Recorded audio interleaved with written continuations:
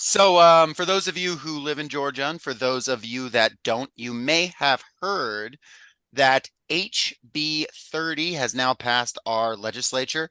Now, what does that mean practically? HB 30 basically codifies basically a ridiculous definition of anti-Semitism into hate speech law that basically says any criticism of the state of Israel, any protests in favor of Palestine can be investigated as hate speech and even tied to treasonous talk, domestic terrorism, all of that. They've opened all of that as they're expanding RICO law as well. Basically, it's designed to get people fired and get people prosecuted for supporting Palestine and really any criticism of the state because they really are expanding the definition of RICO law at the same time. Now, I share that just because we have both been very involved in the local struggle for Palestine, but since this law passed, we now have to. No, I'm just kidding. We're going to keep doing it. They're not going to stop us. There's not anything they're going to do. They can pry both this mic and the protesting out of our cold dead hands, and we're going to keep it going because this just means that they're freaked out. So with that, cue the music. Socialist Shelf. We could put and organize yourself. Socialist Shelf. We could put and organize yourself.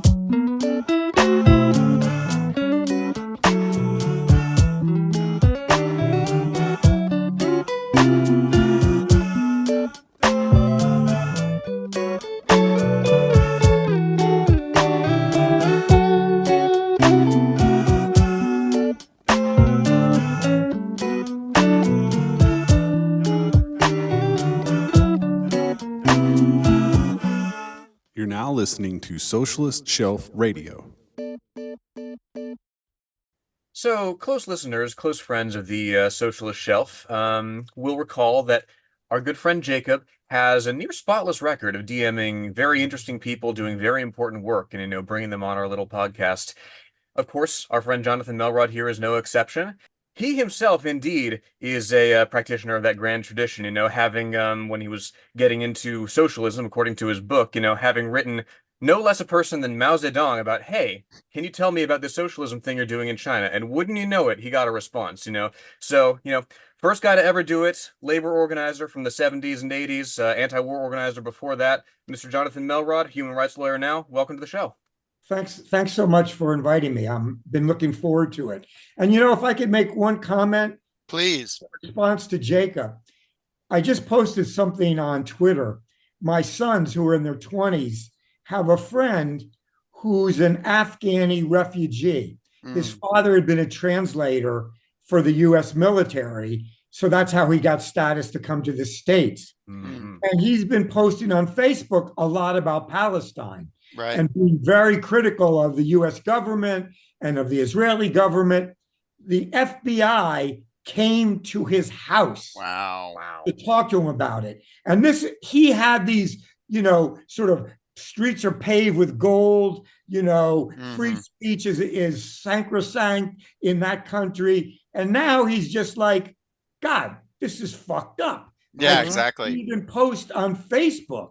They scared the shit out of him because, immigrants are always sensitive. I used to be a refugee asylum lawyer, are always nervous about their immigration status. And for good reason, because if Trump's in, he's got so many plans he's announced, getting rid of anchor babies or, kids who were born here, but to non-citizen parents, that it's a scary period for any immigrant. But I just wanted to add that to what you're saying. It's a real revival of sort of a McCarthyism, control over speech. Well, It was wild when they were hearing HB 30, they only allowed for 30 minutes of public comment. And there were like 100 people who were there to speak. They only let people in favor of the bill speak.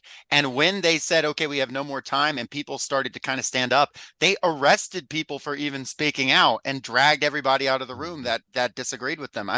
It's really intense. But it also shows a sort of instability, a sort of insecurity. But Jonathan, we really appreciate you coming on. the book is that you have written is called Fighting Times. We've both read it.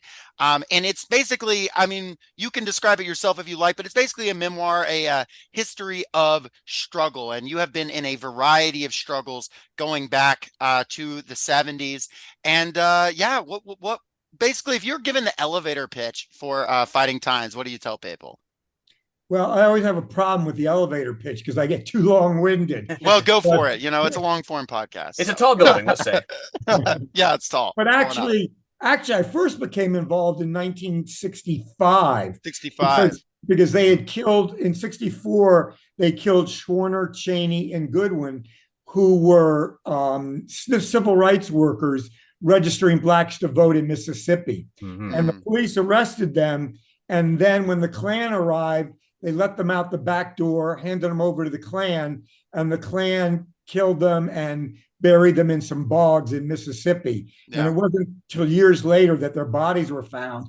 And even once their bodies were found, and even once there was evidence of what Klan members had committed those murders, the jury in those days refused to find the Klan members guilty. Wow. I think they use this rare part of the law, which, what is it? It's necessity or something, that overcomes all other, defenses. And they were never prosecuted. So I was about 15 and I said, I'm not that much younger than them. I mean, that could have been me.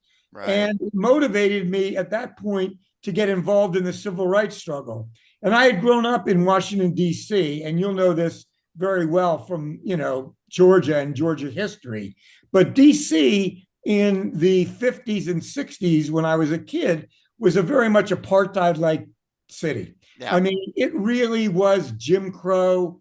I have an early memory of, my father having bought a new Chevrolet Impala, taking us out to Virginia for a drive in the country and Mhm. seeing chain gangs of all blacks, Yeah. chained at the waist, chained at the ankles, and a big white sheriff with a shotgun over his belly, keeping, watching guard over them. And as a little kid, it was like something doesn't make sense in this picture. I didn't really understand it.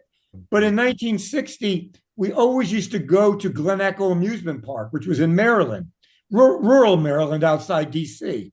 And some black students from Howard University decided to throw up a picket line to demand that the park be integrated. Looking back, it's shocking to think that an amusement park was not integrated. Mhm. And of course, when they started picketing, out came the racist in force and started attacking the picketers. And it became a real racial standoff. Right. And the whites went to the extent where they carried bottles and bottles of bleach, dumped it in the pool so that nobody could swim. Right. If we can't have it, nobody can. Strategy. We'd rather not let our kids swim than swim with black kids. Oh, And yeah. it's 100 degrees in DC, like Georgia, and it's muggy, and there's nowhere to swim. And these things made a lifelong impression on me. I mean, that's what sort of started my politics and kept my politics on track, in that all my life, I always was a supporter of the Black liberation struggle. Yeah. I first landed on the FBI's list in 1969. They traced a telephone call from my apartment in Madison, Wisconsin, to the Black Panther office in Chicago, Illinois, where we were arranging that I would be in charge of distribution of the Black Panther Party paper on campus. We used to sell about 350 copies every week to students. And they noted down my phone number, my address, and said, make sure he's not associating with any black nationalists. Well, they didn't have to go very far to find out the answer to that. But, that thinking carried through to when I left Madison and took a job in a factory. Because one of the primary tenets of all the factory organizing that I did was to build the struggle against white supremacy and racism. Mhm. Even when it was not so easy, even when it was kind of tough, being out there, calling on people to join us to go down and march in Tupelo, Mississippi against the KKK. And there were a lot of rednecks in the Kenosha factory. You got to go up against that because that's the essence of what keeps workers divided and weakens the union. And there's just endless examples in my book of, those battles that really come out in a living way. It's not a lecture on why you shouldn't be racist or why you should think like a socialist. It's all living experiences. And Right. just so people know, if they go to PM Press, which is the publisher of the book, and they type in gift, they'll get it at 50% off. So I just want to make sure that people are aware of that because that makes it affordable for just about or for most people, let's say. Yeah, and we will absolutely put that link in the description of this episode as well. You have a specific anecdote that early in the book that stuck out to me about being young and seeing a lot of factory workers have very reactionary opinions, basically saying "go home hippies," all of that, in this like Vietnam era, and you thinking not just kind of like that nervousness and that obvious like kind of gut feeling of like, oh, when someone's angry with you, but also like, man, I wish we had these guys on our side because these guys are powerful. And I really loved that because that is a perfect impulse that I think a lot of people maybe miss. I think a lot of people will see a sort of working class type of reactionary backlash to some opinion or this, that, or the other. And their automatic thought will be like, we have to get away from these people. But I think in some situations you do have to remove yourself, of course. But I think that the impulse of socialists, especially if you have any desire to be an organizer, has to be, how do we win these people over? Because these are the people, despite all their contradictions, that make the gears turn. And I really loved that right from the get-go for your book. No, you're exactly right. And I'll just add a little bit to that story, Please. which was, we were still just coming out of the McCarthy period. I mean, Yes. you couldn't talk about socialism as freely as we do today. Right. And, the banners they hung were like, came out of the 50s. Better dead than red. Commies go home. And the irony was that the buses we were blocking were on their way to the induction center in Manchester, New Hampshire. And those buses were filled with the kids of those workers in those factories. Wow. So, that's when we said, and that's where I began to think that the working class, that you had to be organizing the working class.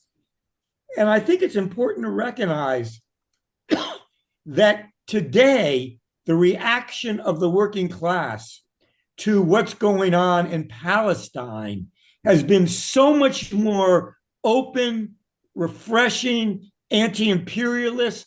It's a very big difference. When you have the UAW passing a resolution calling for a ceasefire, Fantastic. it's really Yes. encouraging to me because it took us years and years to get the majority of the population to oppose the Vietnam War. Right. I mean, we were considered pariahs in the beginning, hippies who wore sandals and smoked, weed and what have you, but the rest of the population, it was really, anti-war, war advocates of the anti-war movement.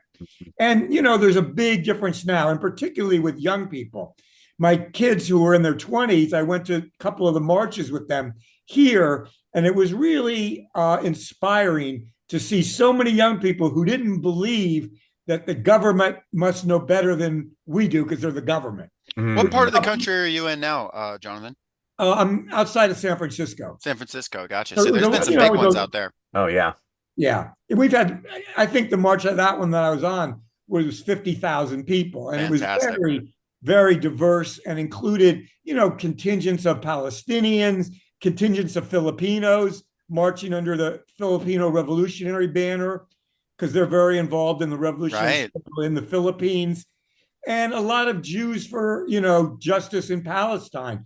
Yes. I myself am Jewish, but I was proud to be marching there to make it clear that Jewish people like myself believe in justice, and condemn the actions that are being perpetrated against the Palestinians. But to get back, I want to take us back a little bit to this issue of fighting white supremacy and racism.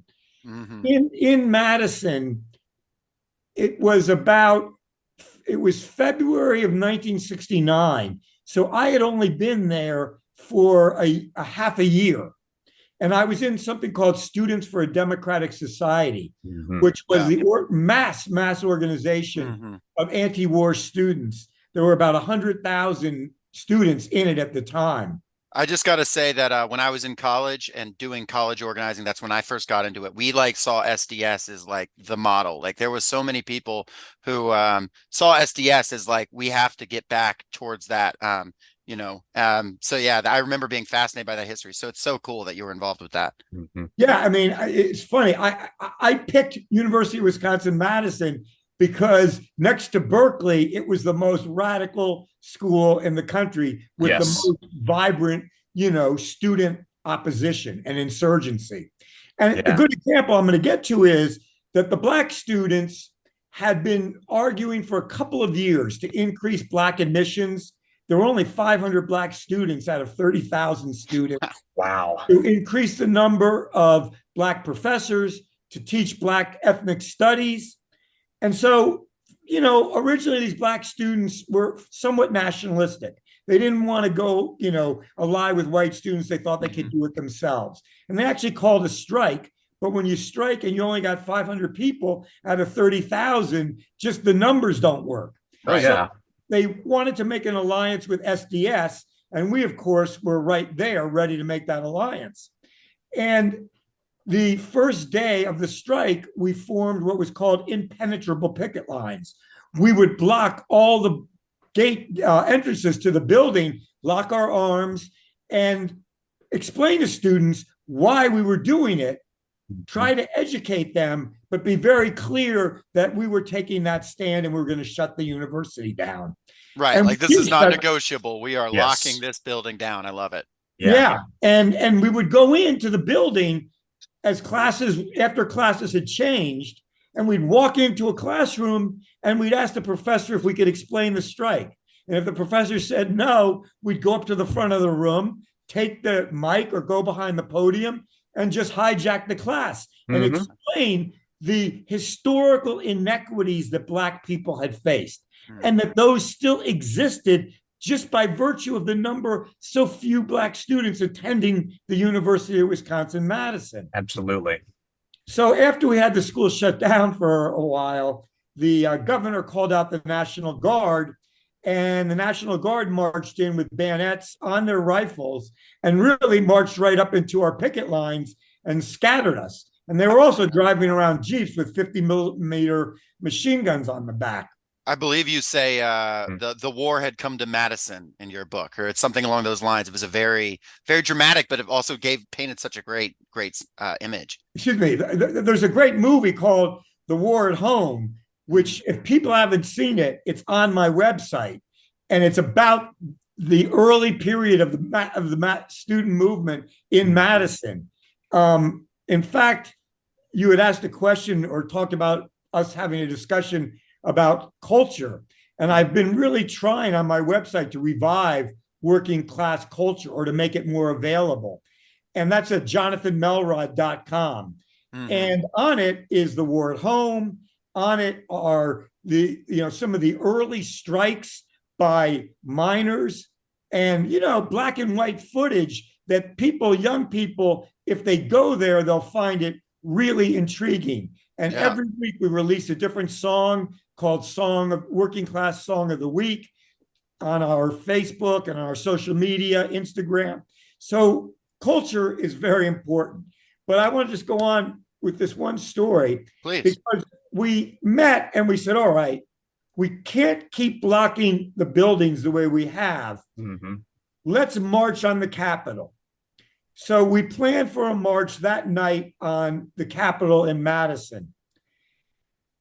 10,000 students came to the march. Now, if all 500 Black students came, that still meant that 9,500 white students attended. So all this BS about critical race theory, people's feelings will get hurt, white kids will get a complex, it's nonsense. Exactly. We had spent time educating the white students, and they came out strictly in support of the black Yes. students' demands. So to me, that's such an important, example of what organizing can produce. And it takes organizing. Nothing happens on its own. I mean, that's why podcasts like you guys are doing are such great things, because the organizing tools available now are so much more available, for everyone, that it can really deliver the message. That's what I appreciate being on here. How But did you how would you, without those tools, what was like a way of like assembling that amount of people? Because 10,000 people, that's a heck of a lot. Was it just a lot of flyering? What was Yeah, like the usual message? no, we were very organized. I mean, Yeah. we had each we had different in the cadre organization. We had people assigned to dorm organizing, to guerrilla theater to put on performances, to organizing of women, to organizing in the student neighborhood. So they were each responsible for getting posters up that night about Right. what was going down the next morning. So, it was really, people knew what responsibilities they had. For instance, I was a dorm organizer. I went to the dorms 2 nights every week, and we banged on every door and asked, can we come in and talk to you about the Vietnam War, about the Black Liberation Movement? And we did it. And That's awesome. then 10,000 people came out. So, that's the phase we're in a lot of ways in the States. We've got to be educating a lot of, our brothers and sisters as to what the struggle is. I mean, we've got a great start going right now, but we got to bring many, many more people into the struggle Oh yeah. so that when we hit the streets on Palestine, we can close the streets, and no matter what city it is. Yeah. yes. Yeah. And that's what's really been encouraging to me about the whole Palestine movement right now is that, it's the momentum has not slowed. In fact, it's gaining steam. You have a 500,000 person march in November on Washington to demand a ceasefire. You have a 500,000 person march in January, and as the contradictions intensify and, the United States, lurches us closer and closer to a regional war, the contradictions are, Israel has lost the narrative on this, right? The war crimes are incontrovertible. It is right there on the world stage and impossible to ignore in a way that nevertheless we still have to be out there and talking about this stuff, right? Because it's not enough to have reach. The tools have certainly changed, but nevertheless, it's the people using them that have to rise to any of the misinformation out there. And it's been very admirable to see people tirelessly, not just promulgating the counter narratives to imperialism, but just having those conversations, day to day. Again, like it's people go where people may have contradictions at the forefront of their mind, but not necessarily like articulate them. So it takes that face to face conversation definitely to sort of get those gears turning. And that's what I was repeatedly impressed by in your book. Yeah. I mean, just to follow up on what you're saying, today the Chicago City Council passed a resolution calling for a ceasefire. Now Yes. we're not talking about liberal New York or San Francisco. We're talking about your Midwest city. Oh yeah. And they voted for, the resolution for a ceasefire. So, Yeah. as you say, it's continuing to spread, and organizers all over the country are continuing to keep it on the agenda. Yeah, it was Atlanta, to brag on our city a little bit. We got this Atlanta City Council to pass a similar resolution. Great. And that did not happen because they wanted to. They happened because they were not able to have city council meetings. That's, and they were like, just fuck these guys. We'll sign whatever you want us to sign. From the sound of it, you guys are in Atlanta are pretty damn organized. We're working on it. We're working on it. But and I will say also that in Atlanta we had, and this gets into the United Auto Workers. We had a United Auto Workers strike not far from here. Well, part of the grander strike in Morrow, Georgia. Both Lenora and I were out on that picket line quite a bit. And I'll note when some of the stuff that from this October 7th and the Israel-Palestine conflict started kicking off. It was interesting to see a lot of these these workers that are not particularly political people, at least they don't think they're political people, say just like, we're not going to have another war. I don't want another war. Like, fuck another war. That was like kind of the line I was hearing. Not like a, incredibly analytical whatever on imperialism, just I'm tired of sending people over there to die. I'm tired of seeing people die over there. And I'm tired of realizing that our bombs are the ones killing people, which is a much better analysis, by the way, than like a lot of Middle East professors at Harvard or whatever. Their analysis is actually much more advanced. But you worked with the United Auto Workers for a long time, and that's a large part of your book focuses on that. I would love if you would, expound a little bit and talk a little bit about that part of the book. Though, of course, people should absolutely read it for themselves as well. Yeah, I mean, by the way, it's great that you guys were on that picket line, because parts plants, which I believe that was a parts plant, Yes. really are second-class citizens in the UAW. Oh yeah. That's what And they they said. really- Yeah. Yeah, I mean, it's really, with the new president, and I'm very slow to endorse any union leadership. I really come from the rank and file perspective, but Sean Fain, really has been a reform leader. And, I think we're going to continue to make progress. I mean, I just read that in the 13 non-union auto plants in the South, there's already 10,000 union certification cards have been signed. Oh, yeah, that's underway. Yeah, Absolutely. so the spillover from the Big Three strike is really important. But let's, go back to the UAW that I went into. Please. At the end of my time in Madison, we were all part of an organization called Revolutionary Youth Movement 2. And Revolutionary Youth Movement 2, or RIM 2, had two basic principles that united people. One was support for the Black Panther Party, and the second was a commitment upon graduation or upon leaving school to either go into the military to organize against the Vietnam War, or to go into the working class to continue our organizing, recognizing that the working class was the only class that truly had the power and the sense of organization that comes from that experience of working and being collectively reliant on each other every day, that's where we had to spread the revolutionary movement. So in 1971, I went into the first factory that I had been in, which was, we were making paint trays and paintbrushes for Sears and Roebuck. And I was only in that job for a short time, but I wanted to mention it because one of my jobs was going down in this concrete vat that was filled with trichloroethylene, which is a very dangerous toxic chemical. Yeah. It's used when you put metal under a punch press. You have to put a layer of grease on it, oil on it, so that it doesn't stick to the die, so that it falls off when the press cycles. And those trays are then run through this vat and run through trichloroethylene that burns the oil off of them. So I said to the straw boss, I said, where's the PPE? Where's the protective equipment? And he says, Juan, he was a Latino guy. He says, Juan, that's for sissies. Yeah. And I'm like, hey, I'm a sissy. Yeah. I'm a sissy who can breathe. Yeah. He said, no, Juan, that's your job. You got to get in and clean it. So what is he? Gives me a dustpan and a, dust broom. And I'm down there and I'm literally choking and, nauseous, and I'm about to faint. So I hop out to get some fresh air. And that was a job I had to do regularly at that point. Many years later, when I in 2004, I was diagnosed with terminal pancreatic cancer. Yeah. I was only given 6 months to a year at most to live and told to put my affairs in order.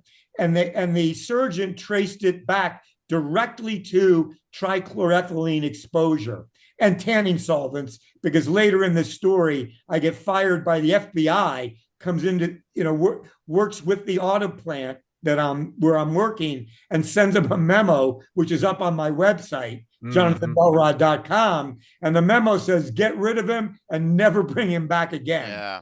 So But It's interesting. I worked in a plant that worked on transmissions, refurbishing transmissions for a while here in Georgia, non-union plant, and it's a similar culture of like the bosses or whatever. If people ask for PPE and like protection and stuff, like we're breathing in fumes that are sealant on this stuff. The guy's breathing it in day after day after day, and I mean, I had been there.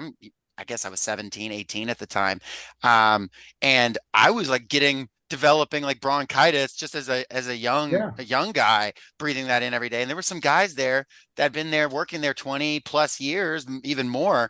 And it was unbelievable to see. And then how that, and I've talked about that place before. That place, if anywhere, needs a union. But Oh yeah. but then you what made you leave the plastics place to go to the United Auto Workers? I had started going to union meetings. I forget what union. It was very small, very weak at the plastic injection factory. But I had heard people talking about those radical, rowdy guys who work at American Motors. Now, you Oh guys are too yeah. young to remember American Motors, but we Mhm. made, it was the fourth largest auto company, Hmm. at the time.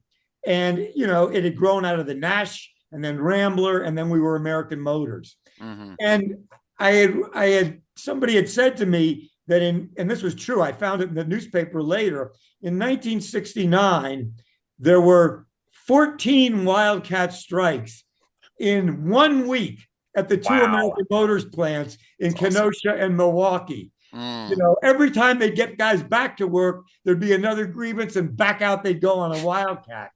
And Walter Reuther, who was supposedly the hero of the auto workers, went into the New York Times and said, those auto workers have got to get themselves under control. Wow. He's the one who traded away the rights we still had at American Motors. Mhm. We had the right to strike over all grievances. We had one steward for every 35 employees on the line. And you only had to work a half hour a day before you could get off to represent people. And we had 100% voluntary overtime. And in my book, I talk about what Reuther traded for each of those rights, because all of the big three used to have that tripartite of rights, but he traded it for more vacation time, for better pay. Mm. And in the long run, it decapitated the militancy of the workers' movement. Mhm. Right. So, I decided I wanted to be where the action was. I got hired on at American Motors, and it was like going to Woodstock. Hmm. Everybody was young. Everyone, people of color had big fros. Yeah. White guys had their hair on their shoulders. I mean, it looked like I can the whole relate right here. wood. Yeah. Yeah, I mean, but in those days, it was like that defined you as being rebel. Sure, Being sure. anti-system. And so they were hiring hundreds of us. And I was told to report the next Monday with a group of about 30 people. And they took us in and they started in the bottom of the plant. It was a 5-story factory. And on the first floor were the big punch presses, 2 stories high. And I noticed that in our group, there were 3 black workers and 1 Puerto Rican worker, and they all got assigned to the punch presses. And I looked around, everybody on a punch press was black. Right. The So most right dangerous away, area. it smacks you in the face that there's racism going on in, both the union and the company, because, these workers have been relegated to the bottom floor where the work is the toughest and the loudest. Oh yeah. Right. So, as we went up the stairs, it got cleaner and quieter. And I was on the 4th floor assigned to the trim line.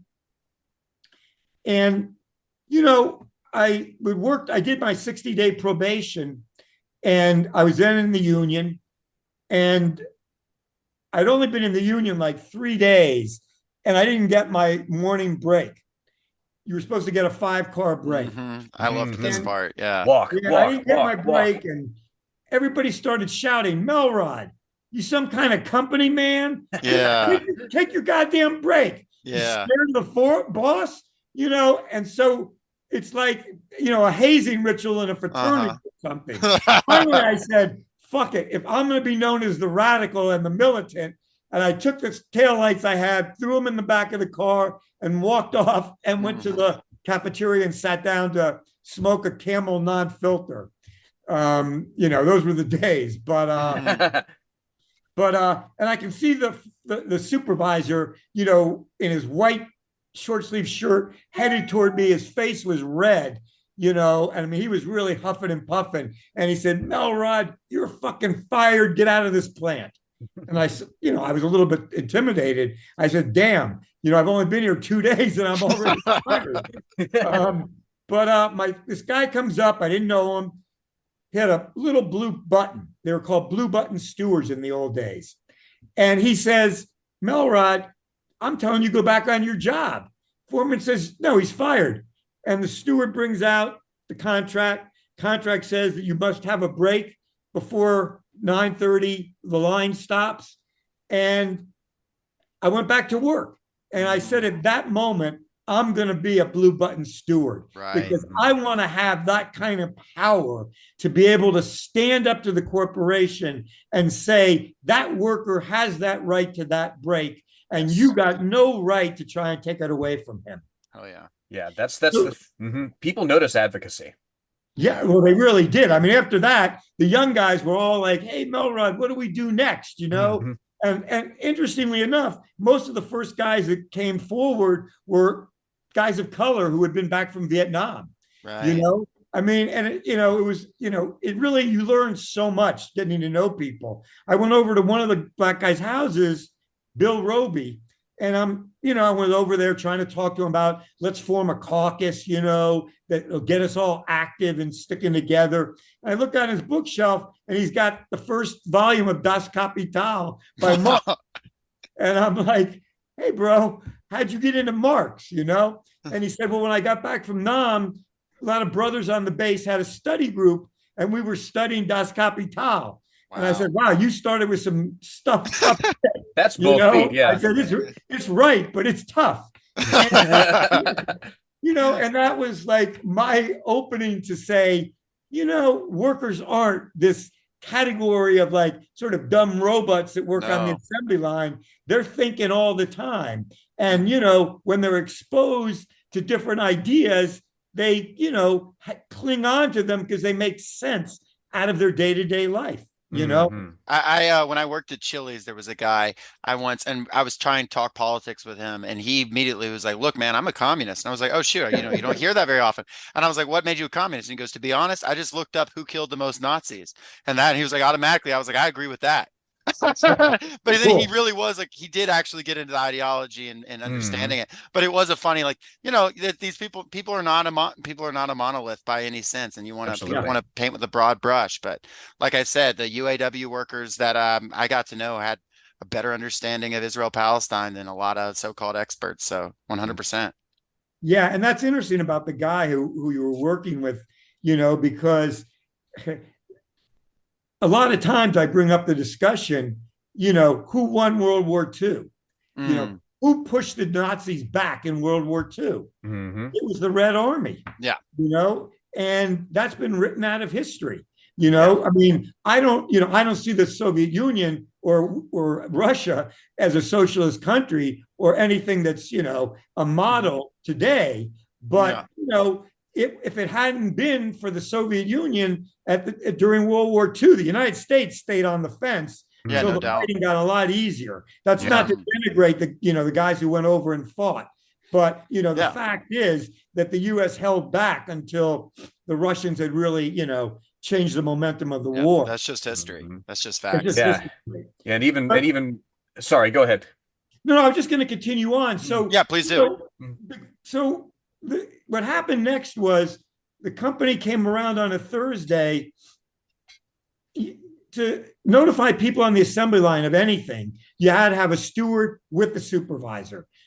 Supervisors were not allowed to go up and give instructions to workers without a steward being there.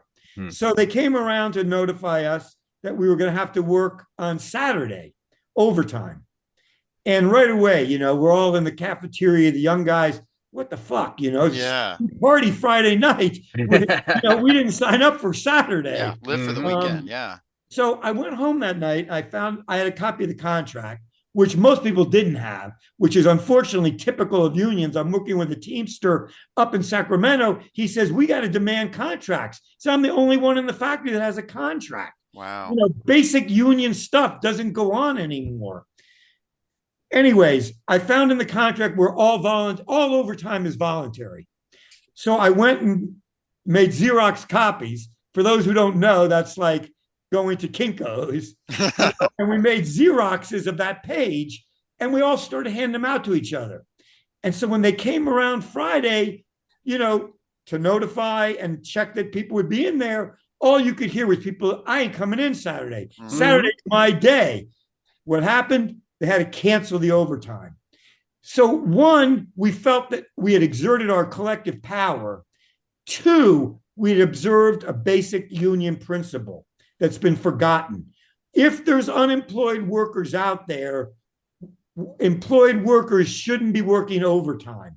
We should be worrying about our brothers and sisters that don't have jobs. Now that's easier said today than done because salaries are so low, many people have to work overtime to make ends meet. But as a basic union principle, we're all one class and we got to be looking out for each other. 100%. Absolutely. So out of that experience, we decided we needed to get organized. It couldn't be just this random, Melrod goes to the Kinko's and runs off some pages of, the contract. And we started meeting. And so happened that the company came around and said, we're going to speed up the assembly line by 3 cars an hour. And that's a lot. I mean, for anybody, that's a ton. It's a lot. And they took no work off anyone's job. It's just a straight up speed up. So we met and we said, what are we going to do about this? So we said, let's put out a flyer, So we decided to collectively write our first flyer, which was pretty good. It was, don't run, walk, fight, speed up, and you had to run it on a mimeograph machine in those days. You had a hand crank, to print like 2,000 copies of the flyer. And you got pictures of some of this stuff in the book. Yeah, which I really enjoyed. In the book, and there's pictures on my website. People go to the website. Again, it's just Jonathan Melrod. Yes. A lot more detail and a lot more pictures and examples of stuff. Yeah, it really brings it to life. And the whole archive of Fighting Times issues as well. Yeah, a whole archive. That's right. And the FBI files. just for that bonus. So you were fighting the speed up, which like you were saying is a brutal process. Like, I mean, an assembly line is already, for those who don't know or haven't had that experience, it's already like you're kind of pushing yourself to the limit to make it work. And if the assembly line has to stop because of somebody, that's a big deal on that person. That person is not that doesn't happen many times in that person stick around. I'll say that. So yeah, any kind of speed up. I mean, if anything, it always needs to be slowed down. Y'all had to fight that. Yeah. So we handed out the flyer. And when we got into work, everybody's reading it. Everybody's heads down, they're reading it. But we didn't really know how you fight speed up. We just had written fight speed up. Yeah. All of a sudden, the seniority workers popped to life. And they started showing us how to ride the line, it was called, which meant that you were only required to work at a normal pace. So the word went up and down the lines, work at the normal pace you worked at before they announced the speed up. So that meant that by the time you finished your job, you were 10 feet out of your work area and you were pushing that guy out of their work area, and they were pushing the next person further down the line, and you'd run out of air hose, so you would just throw your parts in the car. So no cars weren't getting built. The corridors were lined up with cars. The roof was lined up with cars needing to be repaired, and nobody broke. Everybody stuck with the program and worked at a normal pace. Well, by the third day, on the second day, we decided we got to do something to up the ante. And one of the guys came up with the idea, let's print a T-shirt that says, fight speed up on a big red stop sign. So you couldn't go anywhere to get it printed. So we had to teach ourselves how to make a silk screen and, push ink through and make the first T-shirts. And we Lenore and made I have some experience with making T-shirts. Oh, yes. The Women's Socialism Conference T-shirt, that was a debacle, but no, that's another story for yeah, another it's kind time. of Go on. hard. That's Yeah, not it's a whole bad, Easy to man. process. do. It's cheaper But though. Mm. cheaper. But so right away we sold those 25 and we're like, wow, Mhm. this is pretty good. So the next day we make about 125 that next night and bring them in. They all get sold. Later that afternoon, the company comes around and notifies everybody on the assembly line, you know, if you wear that T-shirt into work tomorrow, you're going to be fired. So there's kind of like this quiet descends over the assembly line. You know, everybody's like, what am I, you know, what's going to happen? And all of a sudden, my steward comes up and he buys a T-shirt. Then my chief steward, the head of the whole department, comes up and buys a T-shirt, and the vice president of the union buys a T-shirt. And they all announce we're wearing them in tomorrow. And all of a sudden, you know, like I was a guy who was around when the yippies and the hippies were here, and we thought everyone over 30 was a sellout. So I had to reevaluate my thinking, you know, and I said, wow, these guys are pretty radical. Now, they weren't going to join our caucus, but they were going to unite with us on that issue of speed up. And that's an important lesson to keep in mind. For sure. Not everyone who's in union leadership, particularly when you get down to the steward or the shop steward or the committee person in auto, is a company person. You know, you can make alliances. So that was very important because that encouraged people. And the next day, everyone wore them in. The company backed off. They took work off of everybody's job. They had to add another worker into every section on the line. And again, the union principle, don't do the work if you can bring in unemployed brothers and sisters off the street. So it was a huge victory. Of course, the company wasn't going to stand for that. So the word started coming out through supervisors that Melrod's been with the Black Panther Party, Melrod's a radical, Melrod's a communist. You know, Bertie LaPinka, the president of the union, has okayed that he's going to get fired. The International says he's going to get fired. So I knew that, you know, something was coming down. And sure enough, a day or two later, 3 plant guards come up and pick me up under the arms to drag me off the line. And I dig my feet in, trying to, you know, stop. And a lot of the older guys are yelling, sit down, stop work. But their stewards have been told to keep them on the line. And I got fired. And when I walked out of that plant, I looked back up 5 stories and I said, motherfucker, I'm going to be back here someday. You just, It's like your movie moment. It's like that's the end of the episode or something. I love that. And Yeah, indeed, I mean, if there's a villain of the piece, it's and I won't go Lopinka. through the whole story of fighting to get my job back. I mean, people really rallied to my defense. There was another caucus called Black and White, getting it together. They put out a leaflet saying, support these brothers, there were 2 of us, a Puerto Rican guy and me, support these brothers. You know, we don't let people get fired for fighting, you know, what their contract protects them to do. And then this older chief steward, who had been a chief steward of the whole factory, he put out his own leaflet saying for people to come to the meeting and vote to strike for my job. And people did vote to strike. And the president was a company man and an international union man, looked at his clicker counter and he threw it on the ground. He said, damn thing ain't working. Let's have a voice vote. And he ruled that we lost the voice vote. So I didn't get my job back on a strike. But I filed a complaint with the National Labor Relations Board.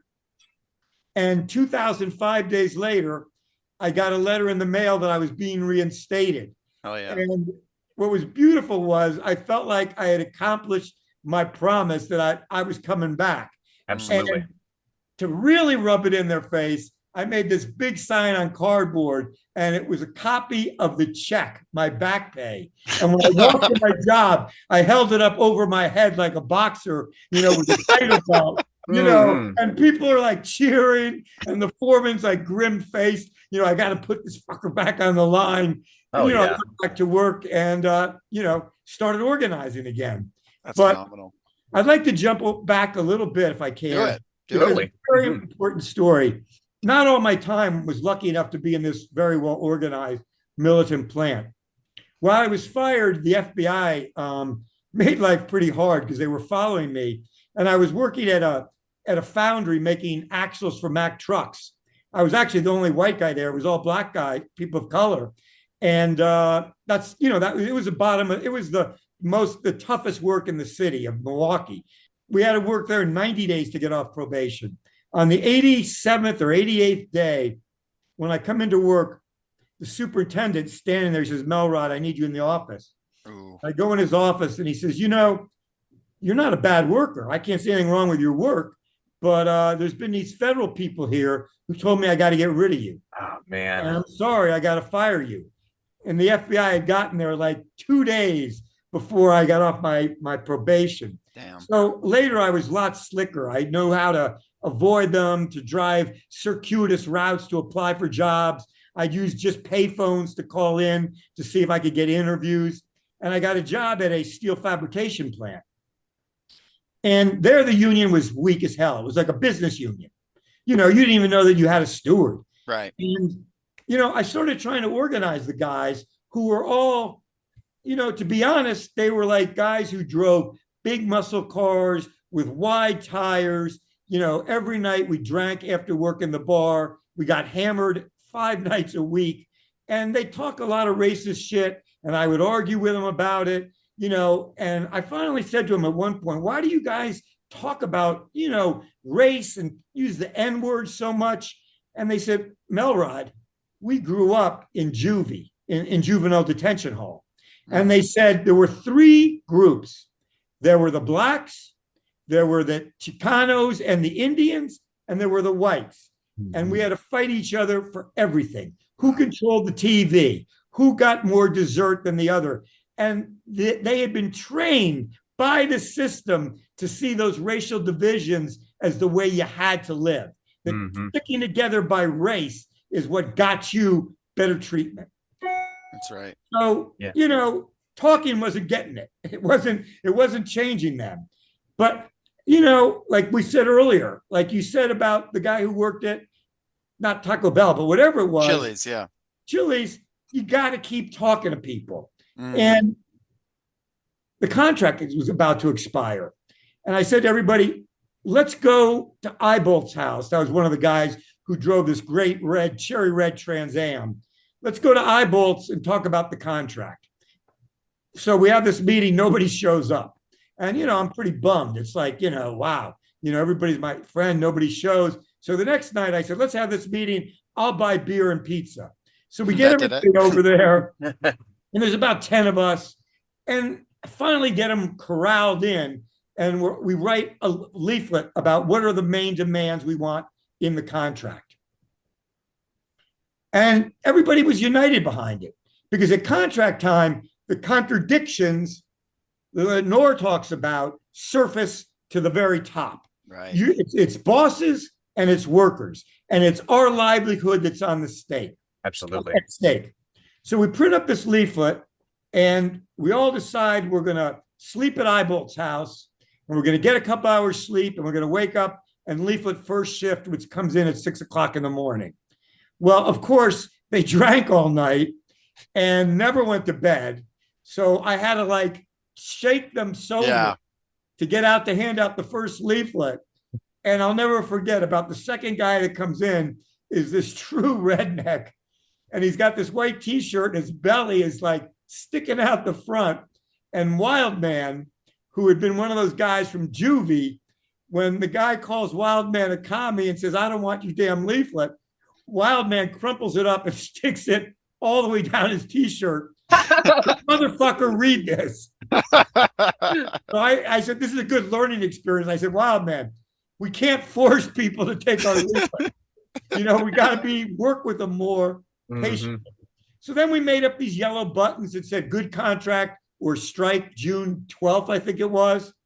And we took those in and amazingly, the unorganized guys, the whole night shift put them on. And then first shift kept saying, we want to get one. So we're out there pounding out buttons at night and we're kind of mind blown. And basically we take over leadership because the union's nowhere. Right. So we call for a strike at midnight and the union's nowhere. And, trying to avoid the issue of being called dual unionists, meaning that we were trying to form our own union, we invited the night steward to speak at the rally, which he did, which was important because they then had trouble accusing us of trying to do our own union thing. We all did speak, and this rally out there on the street was fantastic, and it closed the plant. And that from there on in, our caucus became the leadership. If people needed food, we'd go set it up. In those days, you could go down to the welfare department and you could get these big bricks. They called them cheese, but they were so orange, you wondered what they really were. But you could get cheese and you could get surplus butter and you could get powdered milk. And we started delivering that to the picket lines.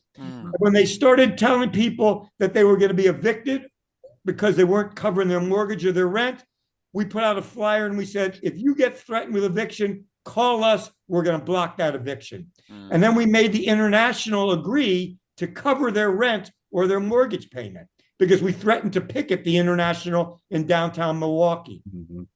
So here's what I really want people to listen to. Eyebolt's cherry red Trans Am got repossessed by GMAC, General Motors financing division. And everybody was bummed out, and all these guys are coming up to me and saying, well, Melrod, you got us all out here, and now what do we do? Eyebolt lost his car. Thanks a lot. And I said, all right, we got to do something. I said, let's go get his car back. And they're, what are you talking about? A judge ordered it to be repossessed. And I said, we're not going to listen to that. We're going to go picket GMAC, and we're going to get his car back. And they thought I was crazy. They're used to judges. You don't mess with a judge. Yeah. That's the law. We got out there. We had about 75 of us picketing, walking around. And all of a sudden, 2 carloads of black meat cutters who are on strike join our picket line. Oh, yeah. Yeah. You see the guys all like, what's up? What's up with this, And where are these guys from? And so we're all picketing.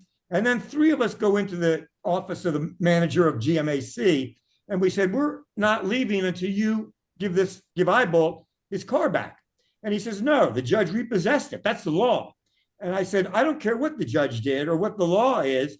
We want the car back, or all of those people out there are going to be in your little office tonight, and we're not going home. And he freaks, gives us the keys. We walk out on the street dangling the keys, and people just, that was like a kind of victory that, comes once in a lifetime. They're like a Super Bowl win, just everybody going crazy. Yeah. Yes.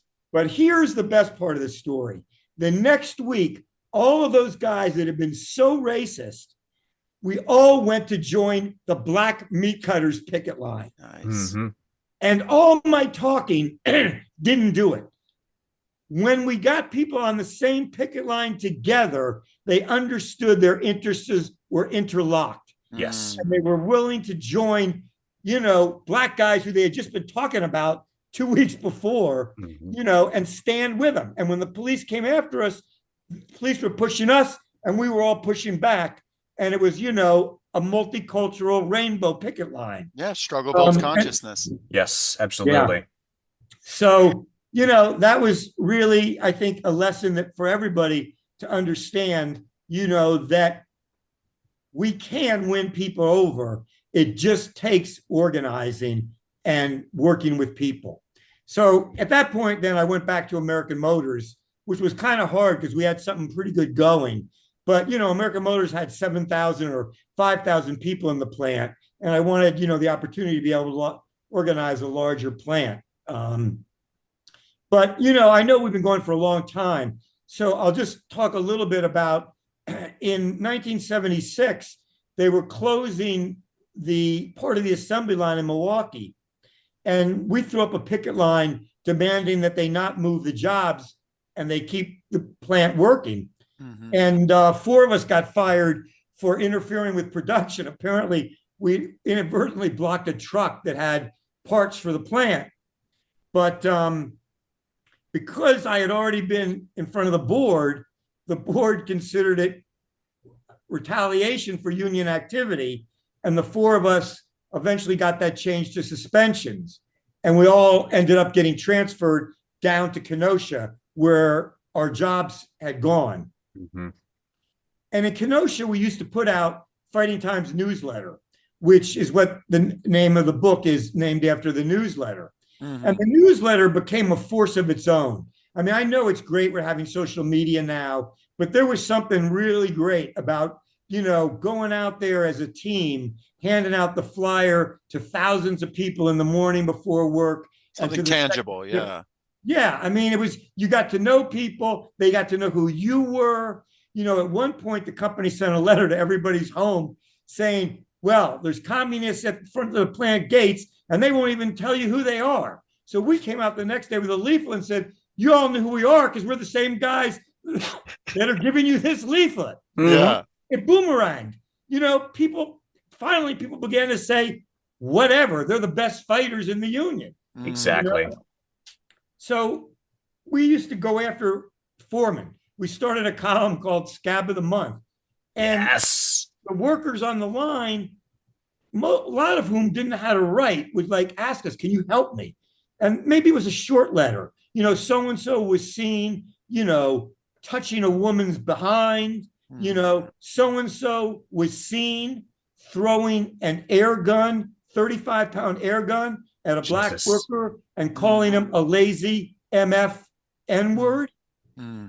That same foreman was seen calling two black women, taking his hand and putting him in the form of a gun and pointing at them and saying, bang, bang, two dead blackbirds. Jesus. And then he went up to one and said, I'd like you better. I mean, I like you, but I'd like you better if you weren't so flat chested. Wow. A lot of people don't believe this, but this was, the blacks used to call it a plantation. I mean, that's how it was run. And we didn't let any of those incidents go by. We wrote about them in Fighting Times. And then that led to us starting petitions in the plant. And the petitions led to us making stickers that would put a cartoon mocking the foreman the way he looked, like a pumpkin. We had him with a pumpkin stem in his head. Produce these 3x3 round stickers, and they'd be everywhere on the floor. On the back of his shirt, people would put them on his desk, in the bathroom. And so finally, we had everybody put up their hand at the same time. And out of 35 people in his section, out of 37, 35 demanded to go to see the nurse at that moment. Wow. So we had production. The last thing we did is we said, bounty hunting season is open on Steve Freeman. Anytime a foreman picked up a screw or did any work that was union work, you could write a grievance and you'd be paid an hour's pay. So wherever Steve Freeman went, if he picked up a screw, he'd be written up. So, I mean, we had him cornered. It was real tit for tat warfare. Finally, they brought in the Fair Employment Practices Committee from the union that recommended that he be discharged, and the company discharged him. Yeah. First foreman that had ever been discharged for misbehavior like that. So he turned around and eventually organized some of the other foremen who we've been critical of, and they filed a $4.2 million defamation lawsuit against us that at first was kind of a joke until we got notice that we had to go to court, and it became real, that we were fighting this suit where we could end up losing, more money than we would ever have in our lifetimes. Right. And what was really a wonderful example of solidarity, 50 workers who had written articles came to court to testify that they had written those articles. Wow. One of them was scared off by the company. And, they'd get up and they'd say, yes, this foreman did this. This foreman said this. This foreman was a racist. Well, the jury, we had picked a jury of our peers. All 9 or 11 of them were workers. They were either, factory workers, secretaries. They were all working class people. We could see from the beginning that they were on our side, and the trial lasted 6 weeks. And later you go over to thank the jury because the jury refused to award the foreman any damages, $0.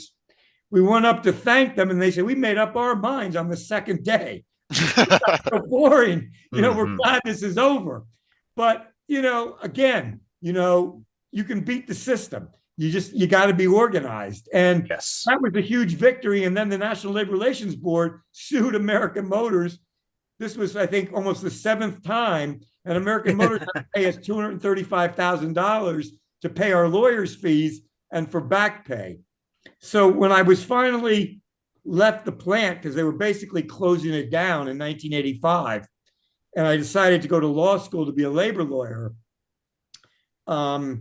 the newspaper ran an article that said Melrod 7, American Motors 0. Yes. They had won 7 cases at the NLRB, and they had lost every case. Let's go. So, in Love fact, it. I'd like to read to people just a paragraph that ends the book, Yes, Please do. please. Please. which to me has always been, very moving. The Racine Labor of Venerable Weekly ran a front page photo of Melrod wearing his 1973 Fight Speed Up t-shirt. The story read, Melrod leaves for law school with 7-0 record at the NLRB versus AMC. Included a quote from Rudy. Rudy Kuzel was the most militant trade unionist I ever met, and he was president of the local at the time that I was leaving. And here's what he said. Local 72's loss is somebody else's gain. He'll always be out there trying to correct injustice. He'll be there with integrity, caring about people, and trying to help them. And that's what I've tried to do. I mean, I became an immigration attorney representing refugees and political asylees. I became an attorney who fought police murders of young people of color. I represented 5 clients who had been shot by the police. I mean, that's a whole other lifetime story. I beat pancreatic cancer, which a lot of people go to my website just to read. There's a long, long section that we couldn't fit in the book on how I prepared myself to use alternative medicine and chemo and determination that I was not going to allow that disease to kill me. Just like a political struggle, I was going to win it. So that's all on the website. So I hope people go check that out.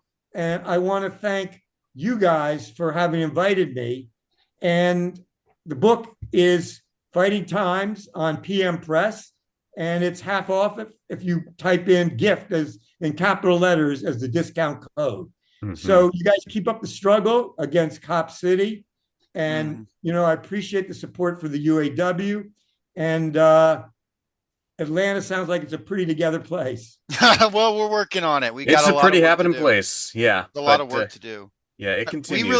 We really appreciate you coming on. I would just want to stress again, we talk about books every week on this podcast, pretty much every week. And, our listeners will know if we don't like a book, we'll say we don't like a book. We liked this book. And I'm not just saying that. Like, this was a remarkable read. It's a very easy read. I read it very quickly as well. But there's so much history and there's so much that we can learn from. And in the struggles that we have today, we have to learn from the past because that the movement has to have the history in it, has to have the lessons of what works and what doesn't, has to be in every step of our organizing so that we can do what worked in the past and so we can avoid that which didn't. And so we can also be inspired by being part of this long tradition. When we look back on our history, we can look at the wins we have and say we're carrying this torch forward, just as hopefully people in the future will look to us in the same way. So cannot recommend this book more highly. And I really appreciate you both for writing it, Jonathan, and also for coming on to talk to us about it. Yes, absolutely. That was all really well said, Jacob. Thank you. Yeah, I will say as well, like what really strikes me as I was reading this book is, the whole defamation trial where they take you to task for calling out this racist, sexist, misogynist foreman, how they stack up all that nonsense against you, and then one by one the company's witnesses just crumble under the questioning of your attorney, and basically end up becoming witnesses for, your defense, which True. to me, like, that stands in stark contrast to the solidarity on display throughout this book from your union brothers, from, the students, from everybody you organize with, right? It's very inspiring to me, like, because it's possible, but it's very difficult to make people, turn class traitor. Fundamentally, like, the company and its flacks are cowards, like, and they can't, and assiduous organizing, can overcome any of that nonsense, and really demystify, especially with the car repossession story, really demystify the forces of capital and of the state that once seemed unassailable. That's a very important psychological victory that I was very inspired to read your part in. Also, really well said. You guys are. I really appreciate hearing from you. Absolutely. Likewise. Jonathan, before we hop off, do you have any other plugs for our audience? Obviously, the book, Fighting Times, and jonathanmelrod.com.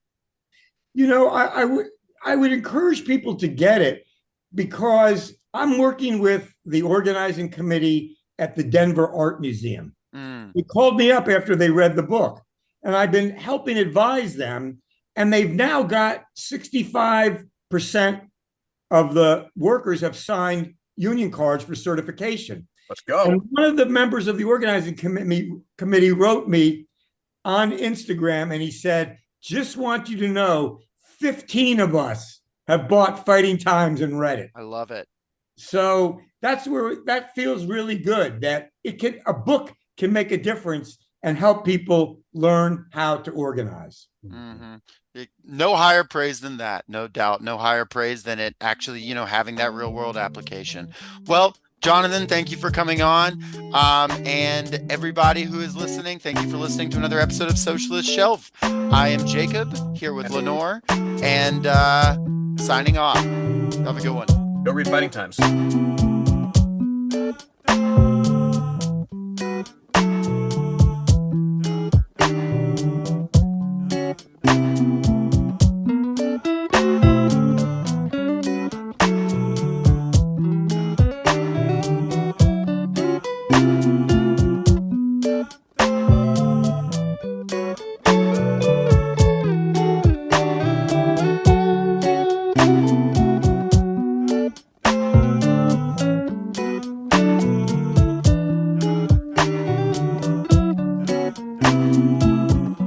Thank you for listening to Socialist Shelf Radio.